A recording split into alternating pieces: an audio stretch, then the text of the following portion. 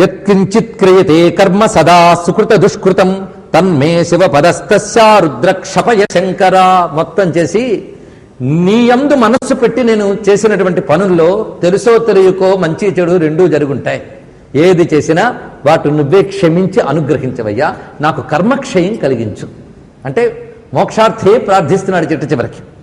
శివో దాత శివో భోక్త శివ సర్వ. శివభక్తుడు చదవలసినది. శివో దాత శివో భక్త శివ సర్వమిదం జగత్ శివో జయతి సర్వత్ర శివ చెప్తున్నాడు చూడండి. శివుడే దాత, శివుడే సర్వమును మించి ప్రకాశించువాడు.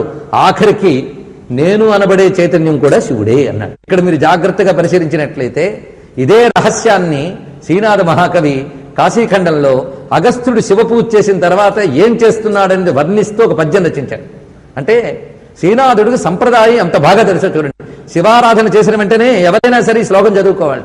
దాత శివుండే భోక్త శివుడే చేయున్మఖాది క్రియల్ శివుడే సర్వము నే శివుండనను చింతింపుచున్ జాహ్నవీ సవిధ శ్రీఫల వృక్ష వాటమున భస్మ స్నాన శుద్ధాంగుడై భవ కాశీధవ నీలకంఠ మదన ధ్వంసీ క్రతుధ్వంసకాయనుచున్.